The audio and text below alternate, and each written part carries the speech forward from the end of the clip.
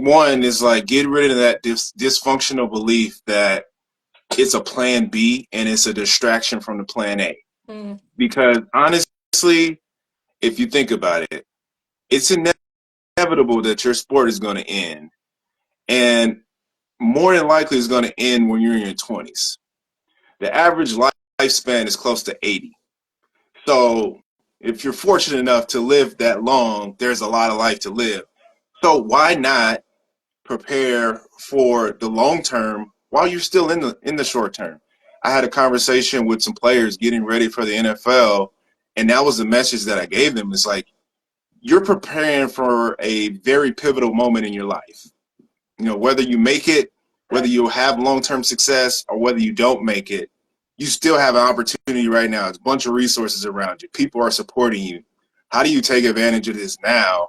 And it's not a distraction to say, I want to prepare myself to have the best life I can have while also being the best player that I can be. You can do both at the same time. And it's not a bad thing. I call it this, it's the A1 and the A2.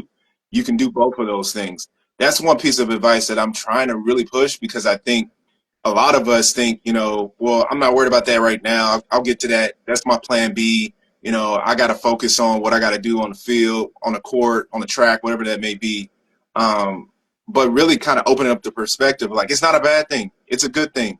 You are inevitably going to be in that space. Why not prepare for it now? Exactly. You know? And the other part is, you know, I talk about community because I'm big on community. And one thing that I wish I would have did a better job of sooner is really taking advantage of not only like the connections that I have with my teammates, but all the people that were supporting me around that time. Yeah. You know, you got staff, you got mentors that you develop, you know, relationships that you probably developed on campus or even a part of the team. And then when you get done, it's like you're trying to figure it out on your own. You kind of isolate yourself. And you don't know what everybody else is going through, but you're going through your own stuff. So you just kind of shy away from seeking out help or leaning into community. Your parents are trying to help you, but you know sometimes your parents maybe don't understand what you're going through. So you kind of shy away from that support. But that support is what made you successful. Like you had all those people around you pushing you. You had all those people around you being authentic and telling you the truth about yourself, and helping you to, you know, get out of your own mind, get out of your own way to be better, to grow, to learn. And keeping that same aspect with you in life is essential, I think.